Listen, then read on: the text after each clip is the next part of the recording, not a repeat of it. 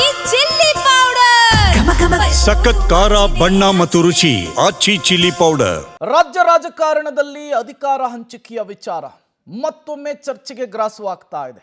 DCM DK Shivakumar ದೆಹಲಿಗೆ ಹಾರಿದ್ದಾರೆ. ರಾಹುಲ್ ಗಾಂಧಿ ಅವರನ್ನ ಭೇಟಿ ಆಗ್ತಾ ಇದ್ದಾರೆ. ಹಾಗಾದ್ರೆ ಅಧಿಕಾರ ಹಂಚಿಕೆಯ ವಿಚಾರಕ್ಕೆ ಕ್ಲೈಮ್ಯಾಕ್ಸ್ ಸಿಕ್ಕೇ ಬಿಡುತ್ತಾ? ಕಾಂಗ್ರೆಸ್ ಸಿಎಂ ಕುರ್ಚಿ ಕದನ ದೆಹಲಿ ಅಂಗಳಕ್ಕೆ ಮತ್ತೆ ಶಿಫ್ಟ್ ಆಗಿದೆ. ಇವತ್ತು ರಾಹುಲ್ ಗಾಂಧಿ ಜೊತೆಗೆ ಡಿಕೆ ಶಿವಕುಮಾರ್ ಮಾತುಕತೆ ನಡೆಸೋದಕ್ಕೂ ಮುಂದಾಗ್ತಿದ್ದಾರೆ.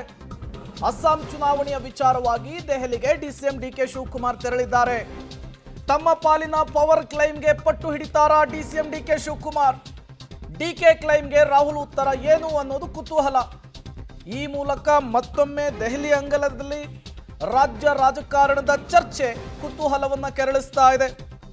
ಮೊನ್ನೆ ಮೈಸೂರಿನ ಏರ್ಪೋರ್ಟ್ನಲ್ಲಿ DCM DK Shivakumar, CM Siddaramaiah ಇದೇ ರಾಹುಲ್ ಗಾಂಧಿ ಅವರನ್ನ ಭೇಟಿ ಮಾಡಿದ್ರು. ತರಾತುರಿಯಲ್ಲಿ ಒಂದಿಷ್ಟು ವಿಚಾರಗಳನ್ನ ಪ್ರಸ್ತಾಪಿಸಿದ್ರು. ಕಮ್ ಟು ಡೆಲ್ಲಿ ಅಂತ ಹೇಳಿ ಇದೇ ರಾಹುಲ್ ಗಾಂಧಿ ಅವರು ಹೇಳಿದ್ರು.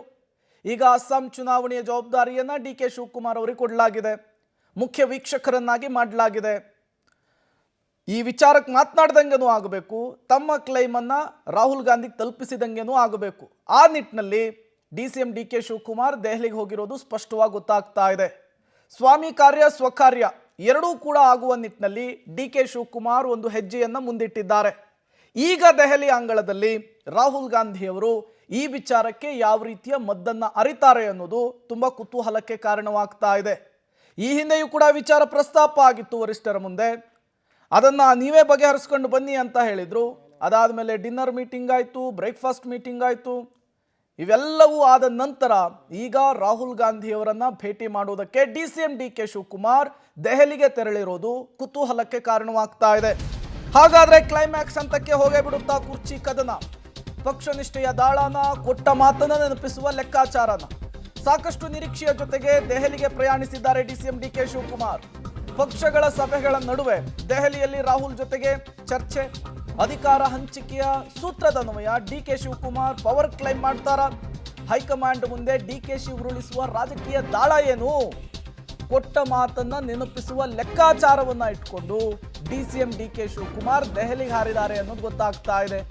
ಆ ಕಡೆ ಅಸ್ಸಾಂ ಎಲೆಕ್ಷನ್ಗೆ ಮಾತಾಡದಂತೆನೂ ಆಗಬೇಕು, ಈತ ತಮ್ಮ ಕುರ್ಚಿ ವಿಚಾರಕ್ಕೆ ಮಾತನಾಡಿದಂತೆನೂ ಆಗಬೇಕು. ಹಾಗಾಗಿ ಒಂದೇ ಕಲ್ಲಿಗೆ ಎರಡು ಹಕ್ಕಿಯನ್ನು ಹೊಡೆಯೋದಕ್ಕೂ ಮುಂದಾಗ್ತಾ ಇದ್ದಾರೆ.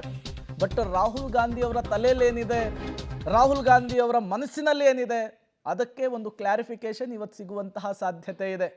ಮೊನ್ನೆ ಇದೇ ರಾಹುಲ್ ಗಾಂಧಿ ಅವರನ್ನ ಭೇಟಿ ಮಾಡಿ ಬಂದ ನಂತರ ಪೂಜೆ ಮತ್ತು ಪ್ರಾರ್ಥನೆಯ ಬಗ್ಗೆ, ಪ್ರಯತ್ನದ ಬಗ್ಗೆ ಡಿಸಿಎಂ ಡಿಕೆ ಶಿವಕುಮಾರ್ ಮಾರ್ಮಿಕ ಪೋಸ್ಟ್ ಒಂದನ್ನು ಸೋಷಿಯಲ್ ಮೀಡಿಯಾದಲ್ಲಿ ಮಾಡಿಕೊಂಡಿದ್ರು. ಅದಾದಮೇಲೆ ಮತ್ತಷ್ಟು ಚರ್ಚೆಗಳು ಗರಿಗೆದರಿದ್ವು. ಈಗ ಮತ್ತೆ ರಾಹುಲ್ ಗಾಂಧಿ ಅವರನ್ನ ಭೇಟಿ ಆಗ್ತಾ ಇದ್ದಾರೆ. ಅಲ್ಲಿಗೆ ಹೋಗಿ ಬಂದ ನಂತರ ಏನೆಲ್ಲ ಬೆಳವಣಿಗೆಗಳಾಗುತ್ತೆ ಅಂಥೇಳಿ ಡೀಟೇಲ್ಸ್ ಅನ್ನು ಕೊಡೋದಕ್ಕೆ ಸುಖೇಶ್ ನೇರ ಸಂಪರ್ಕದಲ್ಲಿ ಜಾಯಿನ್ ಆಗಿದ್ದಾರೆ. ಸುಖೇಶ್, ಸ್ವಾಮಿ ಕಾರ್ಯ ಸ್ವಕಾರ್ಯ ಎರಡನ್ನೂ ಕೂಡ ತಲೆಯಲ್ಲಿಟ್ಕೊಂಡು ಡಿಸಿಎಂ ಡಿಕೆ ಶಿವಕುಮಾರ್ ದೆಹಲಿಗೆ ಹಾರಿರೋದು ಸ್ಪಷ್ಟ.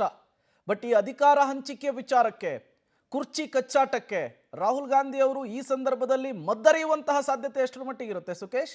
ಸಹಜ, ಯಾಕಂದ್ರೆ ಇವತ್ತಿರುವಂತದ್ದು ಪಕ್ಷಕ್ಕೆ ಸಂಬಂಧಪಟ್ಟಂತ ಸಭೆ. ಈ ಸಂದರ್ಭವನ್ನ ಮುಗಿಸಿಕೊಂಡು ಭೇಟಿಗೆ ಪ್ರಯತ್ನಿಸ್ತಾರ ಅನ್ನುವಂಥದ್ದು. ಯಾಕಂದ್ರೆ ಅವರು ಬಹುತೇಕ ನಾಳೆ ಸಂಜೆವರೆಗೂ ಕೂಡ ದೆಹಲಿಯಲ್ಲೇ ಇರ್ತಾರೆ. ಒಂದು ಕಡೆ ರಾಹುಲ್ ಗಾಂಧಿ ಅವರ ಭೇಟಿಗೆ ಪ್ರಯತ್ನ, ಮತ್ತೊಂದು ಕಡೆ ಸಾಧ್ಯ ಆದರೆ ಸೋನಿಯಾ ಗಾಂಧಿ, ಪ್ರಿಯಾಂಕಾ ಗಾಂಧಿ ಯಾರನ್ನ ಭೇಟಿ ಮಾಡೋಕೆ ಸಾಧ್ಯವೋ ಎಲ್ಲರನ್ನೂ ಕೂಡ ಭೇಟಿ ಮಾಡ್ಕೊಳ್ಬೇಕು ಅನ್ನುವಂಥದ್ದು. ಯಾಕಂದ್ರೆ ಮುಖ್ಯಮಂತ್ರಿಗಳು ಮತ್ತು ಉಪಮುಖ್ಯಮಂತ್ರಿಗಳು ಇಬ್ಬರನ್ನು ಕೂಡ ದೆಹಲಿಗೆ ಕರಿತೀವಿ ಅನ್ನುವಂಥ ಮಾತನ್ನು ಹೇಳಿದ್ರು. ಆದರೆ ಸದ್ಯದ ಪರಿಸ್ಥಿತಿ ನೋಡಿದ್ರೆ ಈ ತಿಂಗಳ ಕೊನೆಯವರೆಗೂ ಕೂಡ ಅದು ಸಾಧ್ಯವಾಗಲಿಕ್ಕಿಲ್ಲ. ಹಾಗಾಗಿ ಈ ತಿಂಗಳ ಕೊನೆಯ ನಂತರ ಏನಾದರೂ ಆ ಒಂದು ಭೇಟಿ ಆಗೋದು. ಆ ಭೇಟಿಗೂ ಮುಂಚಿತವಾಗಿ ದೆಹಲಿ ಅಂಗಳದಲ್ಲಿ ಒಂದು ಪಿಚ್ ಅನ್ನು ಸಿದ್ಧಪಡಿಸಬೇಕಾದಂಥ ಅನಿವಾರ್ಯತೆ ಎದುರಾಗಿದೆ. ಅದು ಡಿಸಿಎಂ ಡಿಕೆ ಶಿವಕುಮಾರ್ ಅವರಿಗೆ. ಯಾಕಂದ್ರೆ ಕೊಟ್ಟ ಮಾತಿನ ವಿಚಾರ ಇರ್ಬೋದು, ಪವರ್ ಶೇರಿಂಗ್ ವಿಚಾರ ಇರ್ಬೋದು, ಅಥವಾ 2.5 ವರ್ಷ ಮುಗಿದೋಯ್ತು ಅನ್ನುವಂಥ ವಿಚಾರ ಇರ್ಬೋದು. ಸಹಜವಾದ ಆತಂಕಗಳು ಉಪಮುಖ್ಯಮಂತ್ರಿಗಳಿಗೆ ಇದ್ದೇ ಇರುತ್ತೆ. ಯಾವಾಗ ನಮಗೆ ಕೊಟ್ಟ ಮಾತು ಈಡೇರುತ್ತೆ ಅನ್ನುವಂಥ ಒಂದು ನಿರೀಕ್ಷೆ ಅವರಲ್ಲಿರ್ಬೋದು. ಆದರೆ ಹಾಗಾಗಿ ಅವರು ರಾಹುಲ್ ಗಾಂಧಿ ಅವರ ಭೇಟಿಗೆ ಮುಂದಾಗ್ತಾ ಇರುವಂಥದ್ದು. ಅಂದರೆ ಇವತ್ತು ಪಕ್ಷದ ಸಭೆಯ ಬಳಿಕ ಏನಾದರೂ ಅವಕಾಶ ಸಿಕ್ಕಿದ್ರೆ, ಇಲ್ಲ ಅಥವಾ ನಾಳೆ ಅವಕಾಶ ಸಿಕ್ಕಿದ್ರು ಕೂಡ ಅವರು ಭೇಟಿ ಮಾಡುವಂಥ ಸಾಧ್ಯತೆ ಇದೆ. ಇದರ ಮಧ್ಯದಲ್ಲಿ ಡಿಸಿಎಂ ಡಿಕೆ ಶಿವಕುಮಾರ್ಗೆ ಆಪ್ತರಾಗಿರ್ತಕ್ಕಂಥ ಸೋನಿಯಾ ಗಾಂಧಿ ಅವರ ಭೇಟಿ ಇರ್ಬೋದು, ಅಥವಾ ಪ್ರಿಯಾಂಕಾ ಗಾಂಧಿ ಅವರ ಭೇಟಿ, ಆ ಮೂಲಕ ಒತ್ತಡ ತಂತ್ರ ಅನುಸರಿಸುವಂಥದ್ದು ಏನೆಲ್ಲ ಅವಕಾಶಗಳಿದೆಯೋ ಬಹುಶಃ ಎಲ್ಲವನ್ನೂ ಕೂಡ ಡಿಸಿಎಂ ಡಿಕೆ ಶಿವಕುಮಾರ್ ಅವರು ಈ ಬಾರಿ ಬಳಸಿಕೊಳ್ಳುವಂಥ ಸಾಧ್ಯತೆ ಕೂಡ ಹೆಚ್ಚಾಗಿ ಕಾಣಿಸ್ತಾ ಇದೆ. ಪ್ರೇಮ್. ಸುಖೇಶ್, ಮಲ್ಲಿಕಾರ್ಜುನ್ ಖರ್ಗೆ ಅವರ ಹಂತದಲ್ಲಿ ಈ ಸಮಸ್ಯೆಯನ್ನ ಇತ್ಯರ್ಥ ಮಾಡೋಕ್ಕಾಗಲ್ಲ ಅಂಥೇಳಿ ಖರ್ಗೆ ಅವರೇ ವಿಚಾರವನ್ನು ಕೈ ಚೆಲ್ಬಿಟ್ಟಿದ್ದಾರೆ. ಈಗೇನಿದ್ರು ಇದು ಗಾಂಧಿ ಪರಿವಾರದ ಮುಂದಿರುವಂತಹ ಸಮಸ್ಯೆ. ಇದನ್ನ ಬಗೆಹರಿಸಿಕೊಳ್ಳುವಂತಹ ನಿಟ್ಟಿನಲ್ಲಿ ಡಿ ಕೆ ಶಿವಕುಮಾರ್ ಅವರ ಇವತ್ತಿನ ಭೇಟಿ ಎಷ್ಟು ಇಂಪಾರ್ಟೆಂಟ್ ಆಗುತ್ತೆ ಅಂತ ಹೇಳಿ ಸುಕೇಶ್.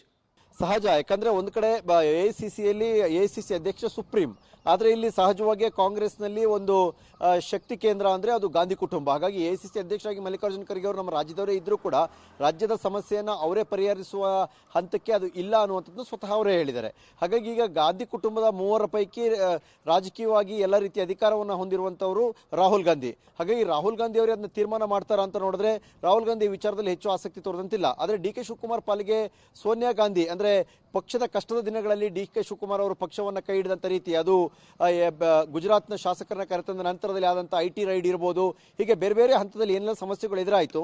ಬಹುಶಃ ಅವೆಲ್ಲವೂ ತುಂಬ ಚೆನ್ನಾಗಿ ಸೋನಿಯಾ ಗಾಂಧಿ ಅವರಿಗೂ ಗೊತ್ತು, ಬಹುಶಃ ರಾಹುಲ್ ಗಾಂಧಿ ಅವ್ರಿಗೂ ವಿಚಾರ ಗೊತ್ತೇ ಇದ್ದೇ ಇರುತ್ತೆ.